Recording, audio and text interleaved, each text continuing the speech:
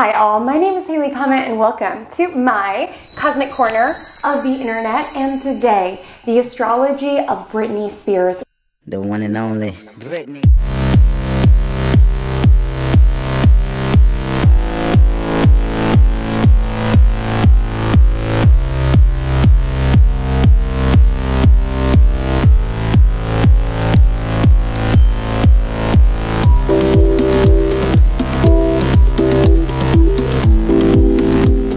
We are diving into what we can learn from Britney Spears' natal chart. We'll explore some key players throughout her life, including Kevin Federline and Justin Timberlake. This is inspired from the documentary Framing Britney Spears, which I do recommend. It is available on Hulu and FX, and it explores kind of her life story as well as the current state of her conservatorship at the time being. And I recommend diving into that to learn really the extent of what's happening to her legally. At the time of recording this, there was a slight victory in that her father does not have complete control over the estate. The judge did rule that it is 50-50 between Jamie Spears, her father, and a bank who is acting as a third party. I want to mostly focus on her astrology because it makes me so sad when I look at her chart, because this is someone who deeply values freedom. It's so fascinating. At the time of filming this, there are two Sagittarian women in the media,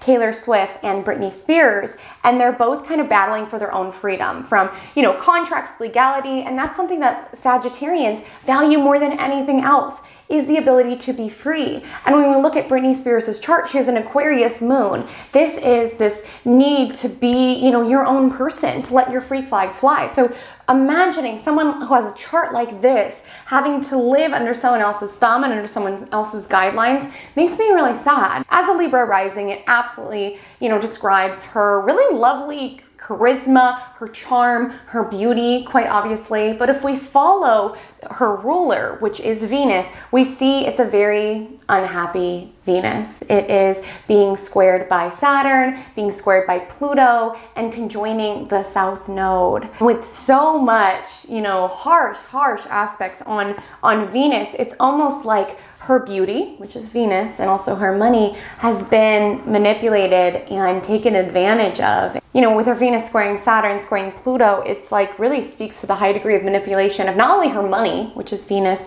but also her beauty, her looks, her, femininity, how it was kind of used and abused by the media, by the system to sell more records, to make more money. Forgive me for the uneven audio. I wanted to provide more context into Britney's Venus, just in case you have similar aspects or perhaps someone near and dear to you. That's why I do these pop culture astrology videos, is to personify these aspects, so to teach in a manner that is more accessible with figures that we quote unquote know, at least know via the media, that is.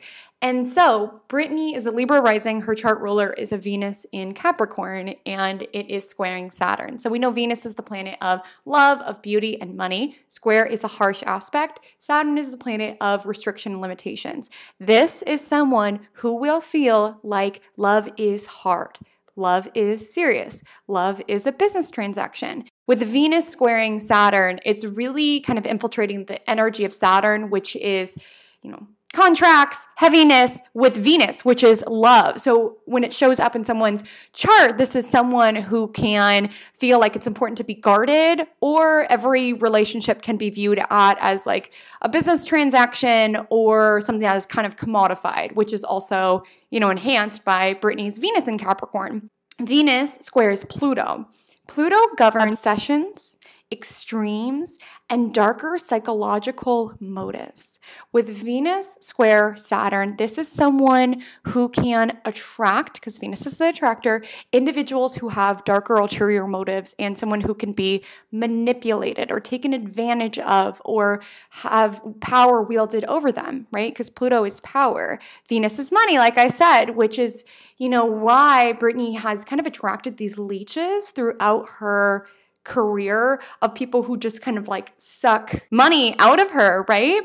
And it would also indicate attracting individuals who are possessive, who want to control her and almost want to like siphon her money, her beauty, so on and so forth. It's really important with Venus square Pluto natives to really acknowledge their kind of darker psychological undertones of who and what they are attracted to, because oftentimes it can really speak to some darker themes. Now, Venus is conjoining the South Node. And South Node indicates an area, or in this case, a planet, where we have past life experience or expertise in. So with Britney having Venus right on the South Node, the Venus that she exudes is absolutely being brought with her from a past lifetime, right? And her Venus shines so bright, right? Venus is beauty. She's stunning. Creativity. She's talented. We need to follow the North Node to find our soul's mission and life's work. So it's considered that with people who have Venus conjunct South Node, that at a young age, they can, really be into luxury, really prioritize money. They bring with them a lot of charm, a lot of charisma, and they're meant to kind of find meaning for their life outside of Venus. So a life outside of relationships, a life that has deeper value than just, money and material items. The energy of South Node is like a vacuum, right? It dematerializes. It takes whatever is on it and it turns into this kind of spiritual lesson. It's not inherently malicious, but it does kind of turn anything that is concrete into spirituality. It's not inherently malicious, but it does dematerialize. So with Venus conjunct South Node, it's like, even though she's bringing in these qualities of Venus, so charm, beauty, artistic ability, that's all being brought with her, surely, but it's almost in this lifetime, she's not meant to stay there. And if she tries to make her life all about Venus, all about love, all about money, it'll almost just vanish in the air. North Node signals material gain in this lifetime because it's what we're meant to learn in this lifetime, reality, things that we could. Makes me sad when I look at her chart because this is someone who, really wants to be loved, obviously with a Libra rising, someone who really adores romance, and with North Node in Cancer, part of her soul's journey is to, be a mother, to nurture, take care of something. Someone who so desires love and beauty within her life, but it's being manipulated, taken advantage of by other people, and with Venus in Capricorn, commodified by others to kind of mold. I also do want to mention the similarity to her chart as well as the chart of the United States. So Britney Spears is a Sagittarius sun, an Aquarius moon, and a Libra rising. And the United States is a Cancer sun, an Aquarius moon, and a Sagittarius rising. So there's two in common, the Sagittarius and the Aquarius. And Britney is the US. She is the American dream. She is what you think of, the cookie cutter Southern gal who's sexy as she is innocent. And I think having these placements is why so many people resonated with her and got her, because as a country, particularly in the US, which is where I'm based, which is why I'm speaking of it this way, it's like she resonated what the American dream was supposed to be, what a woman was supposed to be, almost in a sense. And so many people connected with her. Forgive me for the uneven audio. I just wanted to go into more depth on her Aquarius moon in the 5th house. So where your moon is located in your natal chart is an area of life that you turn to for emotional support and nurturing. Britney's moon is located in the 5th house, which governs romance, creativity, as well as children. It's also important to note that her Aquarius moon is her midheaven ruler. Midheaven is the angle in the natal chart that governs career, public persona. So if you have someone's midheaven ruler in the 5th house, this would indicate that they will be known for their creative endeavors. And what makes me sad when I look at it is with moon in the 5th house, like she just loves creating. It's just such a part of her. It's how she emotionally expresses herself. It's how she supports herself. So I hope that she's still connected with that. And with Aquarius moon definitely explains, the really innovative stuff, ahead of the curve stuff that she was creating. Aquarius is always, they're the sign of the future. They're always looking forward, always pushing the boundaries, always thinking what's new and what's next.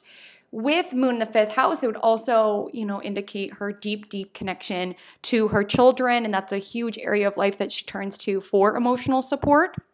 Or having areas of her life where she's like, you don't totally know me. Aquarians are interesting because it's like simultaneously being really popular, but also being very lonely, being, loved by millions of people, but ultimately feeling very alone. This is sort of the paradox of the Aquarian moon. Important to note when we look at that Aquarius moon is that So in the year 2021, Saturn will be transiting her moon, and it is in her 5th house, which also speaks to her huge desire to be a mother and to nurture something, right? There's so much in her chart where it's like just wanting to take care of something very close to home, but because of this kind of nearly sacrificial energy of Aquarius Moon needing to be part of something so much larger than herself that she has to kind of sacrifice what's near and dear to her. You know, Jupiter goes through it this year. Saturn will go through it this year as well. So the Aquarius Moon is being hit by a lot of aspects. So it does tell me that a lot of this kind of struggle and this battle does hark back to her just wanting to be a mom and be with, you know, her family and to feel safe kind of in that environment. I did a bad job of explaining this, but basically moon is the celestial body which governs our emotions, our private world, our mother, as well as our own mothering. So having Jupiter, which is expansion and freedom, on her moon is a positive aspect of 2021 and signals to me that she could gain more freedom to be able to really mother her children.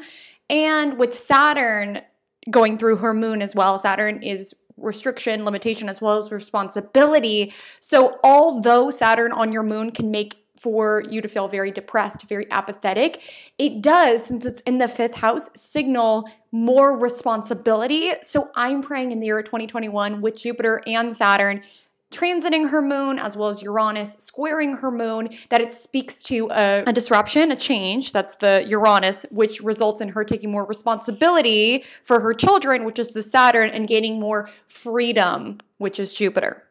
And that first win that I spoke of briefly occurred during Aquarius Moon. You know, Venus is in Aquarius, Mercury is in Aquarius, and it's almost this expansion of her internal private world with the moon being aspected here. Her Mars is in Virgo in the 12th house. With Mars in the 12th house, this comes up oftentimes in athletes because 12th house indicates like kind of the collective consciousness. And with Mars, it's like our energy, it's our activity. And it really speaks to someone who is part of a bigger cause or part of a bigger team or does something for an ideal that's bigger than themselves.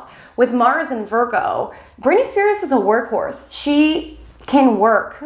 Work, B. There's a reason why she came out with that song. She really works. She puts in the effort. And within in the 12th house, it's almost like the silent suffering sort of aspect of that she works and she works and she works and she's a good soldier and she does her, you know, tours even though she's not getting access to her money, and she just goes through it. You know, with Mars in 12th house, there can be a tendency to take on too much or to not know our own boundaries. And with Mars in Virgo, it's like wanting to make everyone else comfortable. She's a Libra rising, so she doesn't want to, like, even though she's the biggest pop star in the world, inconvenience so many people. So it was like, okay, I'll be the good soldier, like I'll do it, like I'll sacrifice my own time, my own body. Like we know that she's, you know, gotten hurt quite a few times throughout the course of her career.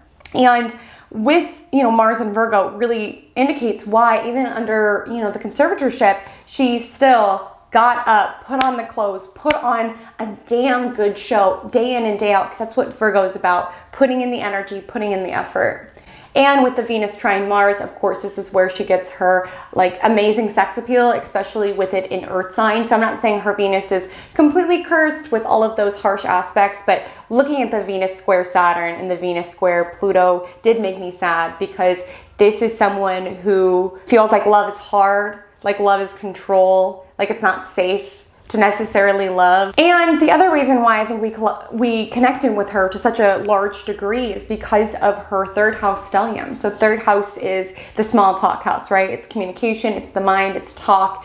And with so much in the 3rd house, it's like there was just something that the everyday person could connect with, because 3rd house, it's not, you know, hoity-toity, it's not about glamour. It's like, this is someone that you could run into down the street. It's your mailman, it's your sister. So it's almost like we were able to project these kind of everyday things. Like she wasn't unattainable. Like she was someone that we could potentially meet or potentially see or potentially connect with. And there were so many things about her that made her relatable. You know, barefoot in the gas station, drinking Pepsi, going through fast food. Like she seemed like a real person, and that was so much part of her charm. And with Mercury Uranus, you know, she was an innovator.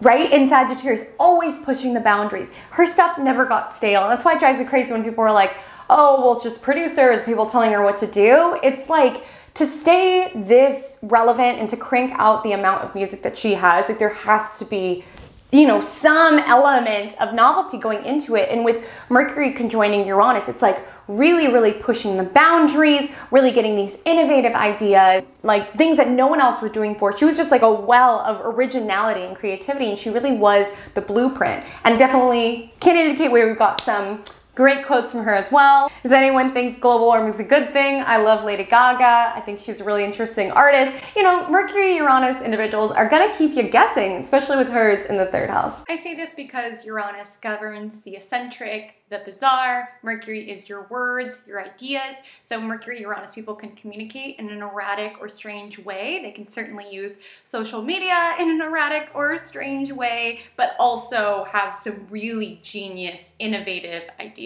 And can I just say, I can't wait until she's free to speak her story. Yes, her Mercury is in its sign of detriment. Basically, Mercury doesn't enjoy being in Sagittarius. Sagittarius is about big picture ideas, and Mercury is about the details. But Britney does have her sun conjoining Mercury, or Mercury combustion, which does indicate that she has a fire and a story to tell. And I really think at some point she's going to be open enough to share it. So I can't wait for her book, for her podcast, because sun is how we express ourselves. And with it right on Mercury, this is someone who is here with a message. I do want to briefly talk about a couple of key players in her life. I will do another video if we want to go deeper. I kind of want to do something where we take you through her whole career and then take you through the transits. I think it'll be a great opportunity to learn about transits, and we could see why the 2007 sort of breakdowns happened, when she blew up. I think that would be fascinating. If you want that, comment below. And I'm so, you can tell by the way I'm lit up that I'm so into it. But in this video, I'm just going to briefly take you through some key players. I'm down to do more. I'm down to do sister and mom. That won't be this video. I mostly just want to focus on K-Fed and Justin Timberlake, because when looking up all these charts, those were the ones that really stuck out to me. So looking at Justin Timberlake's made me sad, because he's an Aquarius sun and a Sagittarius moon, and she's a Sagittarius sun, Aquarius moon. And if you've had sun moon connections with someone, you know it's like just a deep internal knowing, a getting of one another. And furthermore, they have, let's see, his sun and her moon are both at 12 degrees. Isn't that fascinating? And so it's a really deep, like, my internal self, you get it, and your external self, I get it. It's like a deep knowing of sorts. And since there's an Aquarius and Sagittarius presence, these signs both value freedom and being your own person. So there definitely was a mutual respect of one another's kind of dreams and ideals, not putting them into a box. So it was just a getting of one another. Justin Timberlake's moon conjoins Neptune, and I can say a lot about that. But I would like to mention that with Moon Neptune, there can, especially in Sagittarius, there could be a desire to want to escape, or like almost want to disconnect, to be in your own world of fantasy. And it's not uncommon that Moon Neptune people get all sorts of delusions, are very paranoid, because there can be a difficulty in kind of parsing through what is fact and what's fiction. I'm sure it's why, you know, he's such a creative artist. I'm sure Neptune can be like higher level creativity, but with Moon on Neptune, just in the context of Britney Spears, it could be why he felt so slighted that he needed to like put her into the music video and like slight her, because with Moon Neptune, they can take things to the extreme, because they almost start to believe their own delusions or like fears or thoughts or things like that, and they could be a little checked out from reality at hand. He also has his, I just saw this, but he also has his Venus in Capricorn, so they had so much similar energy. Like, it just really feels like they understood each other, and they grew up so similarly, Mickey Mouse Club and things like that. They just got each other to a degree that I doubt many others would. And I'm sure that really marked the two of them in a really, really pivotal way. See, this is why I want to do the transit video, because it would be fascinating to see the transits that were occurring for their breakup as well. K-Fed is an Aries sun and Virgo moon, but what I really want to explore is their intense attraction. So his Mars was at 24 degrees Cancer, and her Venus is at 25 degrees Capricorn. And you know, Venus is like the feminine, Mars is the masculine, and oppositions are like, whew, it's like, it is like magnets to one another. Now, it can be like overly intense. It's not really the most stable sort of influence, but it is just magnetic, almost animal attraction, and lots of oppositions. It's kind of like a couple can thrive through this kind of banter, back and forth sort of energy. Of course, they're both fire signs, so very fun, very fresh, respecting one another's freedom quite a bit. His moon in Virgo squared her Uranus, so this was not a relationship that really had a steady foundational. I mean, if you've had a Uranus or a Venus opposition Mars in synastry, it's like, whew, it like sweeps you off your feet, and then all of a sudden you're on your butt and you're like, what just happened? It's like a tornado of lust and excitement, but it's not really stable. And it definitely describes their kind of whirlwind sort of romance with Moon and Uranus. It really thrives off spontaneity, but it's why they weren't able to kind of create a stable sort of foundation. Friends, I would love to go in deeper. Comment below what else you would want to see. Until we meet again, drink lots of water and stay cosmic.